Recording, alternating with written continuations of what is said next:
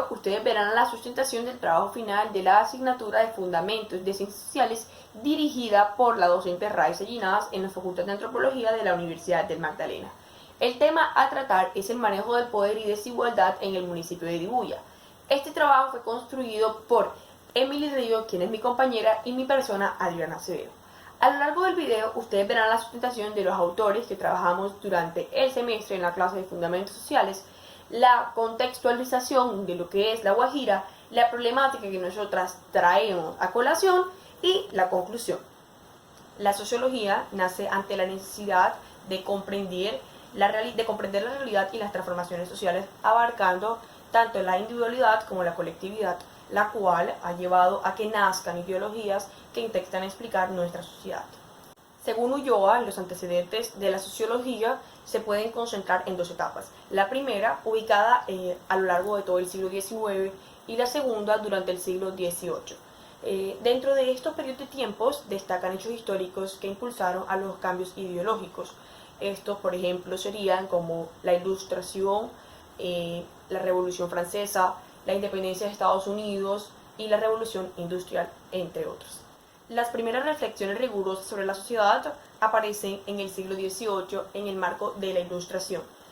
Y durante el siglo XIX surge la primera concepción de sociología, cuando surgieron los precursores y posteriormente los fundadores. Dentro de estos precursores encontramos a Ferguson, a Henry y a Condé Saint-Simon, quienes se preocuparon por desarrollar temáticas como la estratificación social, la propiedad, la estructura social, el orden social, el cambio social, el gobierno, entre otros.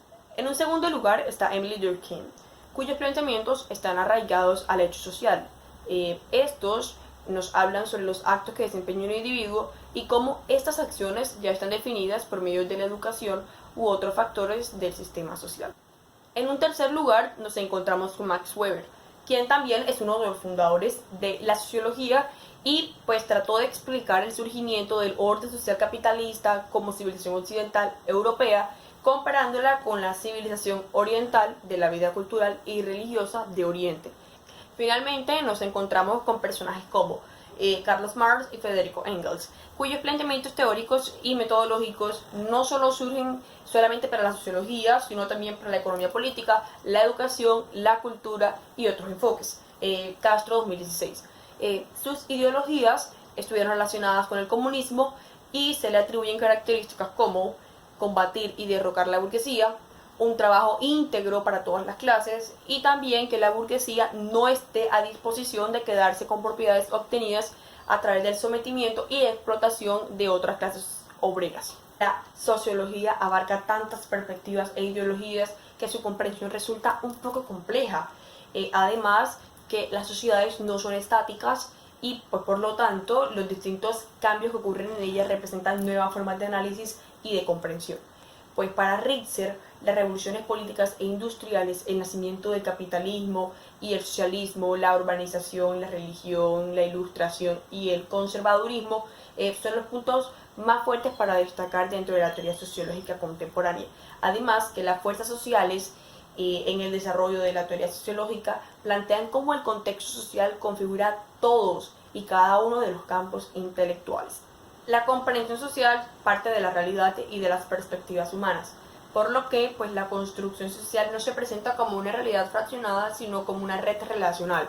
Berger y Luhmann plantean cómo la construcción social de la realidad se construye desde un proceso dialéctico.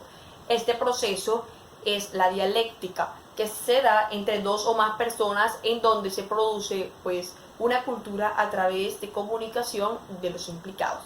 Spinoza, 1986, considera que la única constante de la sociología a lo largo de la historia es la articulación que se hace de la sociología como un organismo vivo, dentro de la cual se puede llegar a desprender el evolucionismo social que menciona Herbert Spencer, el cual pues consiste en definir los cambios de una sociedad como un organismo vivo. Pues esto tiene muchas similitudes entre sí, debido a las diferentes unidades como lo son los distintos segmentos, los cuales tienen una analogía entre una clase dominada y una clase dominante. En conclusión, la sociología es una ciencia compleja que se basa en la comprensión social de la realidad compuesta por varios actores, situaciones y ámbitos. No existe una única línea de comparación de la realidad, por lo que la sociología no se limita a ningún ámbito en específico. A continuación, mi compañera Emily Ríos les hará una contextualización de La Guajira y en específico de Dibuya. También les hará la justificación de nuestro problema y de nuestro tema a tratar.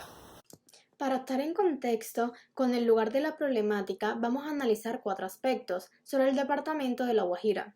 En primer lugar, sobre las riquezas culturales. La Guajira cuenta con una multitud de grupos culturales, así como distintas manifestaciones, como las danzas, los ritmos, las celebraciones, el lenguaje, las artesanías, etc. Algunos ejemplos son la cultura guayú, el baile chichamaya, la elaboración de chinchorros y bolsos, e instrumentos propios como el cacha, entre muchas otras manifestaciones culturales. Existen diversos ecosistémicos estratégicos ubicados en La Guajira, tales como el bosque seco tropical, que se encuentra especialmente en la Sierra Nevada de Santa Marta y sus alrededores, así como distintas áreas de protección como flora y fauna, como el santuario de los flamencos y muchos destinos de interés turístico como el Cabo de la Vela y Palomina, etc. No obstante, la pobreza, según el boletín técnico del DANE, muestra cómo en el año 2017 la pobreza extrema en La Guajira fue el del 26,5%, es decir, más del triple de la pobreza extrema media del país en ese año. A nivel nacional, la pobreza extrema pasó del 8,5% a 7,5% en el 2017. Una disminución del 1,1% extrema en la pobreza extrema, mientras que paralelamente en La Guajira seguían aumentando los niveles de pobreza extrema. Esta problemática, que tiene arraigada al departamento de La Guajira, es atribuida a los casos que abundan de corrupción y mal manejo de los recursos públicos por parte de los entes gubernamentales, tales como la alcaldía y la gobernación. La cantidad de denuncias y noticias sobre los recursos públicos robados por las partes gubernamentales abundan. Basta con escribir corrupción en La Guajira para encontrar miles de resultados al respecto. El municipio de Dibuya se ubica en Colombia, departamento de La Guajira, al norte del país. Las actividades económicas de Dibuya son la ganadería, el cultivo de plátano, arroz, coco y yuca. La pesca artesanal, la FAMI Empresas de Servicios y Comercio y el ecoturismo, que es el renglón de mayor proyección económica hacia el futuro, tanto por su estratégica educación y la gran economía que ofrece al visitante. A pesar de esto y de su potencial económica, las malas prácticas de corrupción, apropiación de recursos para el desarrollo y la mala distribución de los recursos dispuestos para el municipio hacen que todas estas oportunidades no sean aprovechadas, y en vez es el tercer municipio de La Guajira con más deficiencia en el sistema escolar, con alrededor del 35% de analfabetas. Cerca del 35% de la población no recibe ningún tipo de educación y tan solo el 2,7% recibieron educación o posgrado. Siguiendo con la idea de Borda sobre los sistemas sociales, se puede hacer una analogía entre lo ilustrado con la institución policial y la estructura del municipio de Dibuya. Por un lado tenemos a los elementos del sistema: alcaldía municipal, ciudadanía, el sector de educación, el de la salud, etc. Para este caso en particular, las interacciones principales giran en torno a la alcaldía de Dibuya. Por ejemplo, y quizás la más importante, es la gestión de recursos destinados por la gobernación, ya que estas son las bases de otras instituciones como la policía o municipal, o en la creación y mantenimiento de escuelas y hospitales. En particular, en 2015, para la construcción de una plaza principal de Palomino, corregimiento de Dibuya, se destinaron alrededor de 1.500 millones de pesos, comparado a los tan solo 3.000 millones de pesos, al doble de lo destinado para la construcción de una plaza, destinado para la educación. Manteniendo la línea de desinterés y de la educación por parte de la gobernación y la alcaldía, tal y como se ha visto en el análisis de la problemática. Es evidente que la alcaldía de Dibuya no ha cumplido de manera exacta con los fines que se esperaría que atendiera como ente regulador del Estado. Lo que ha generado precisamente es una disfunción, o sea, una deformación de los roles, de manera similar a cuando Borda alude a los policías que adoptaron un nuevo rol amoldado a unas normas y circunstancias impuestas por un grupo en particular.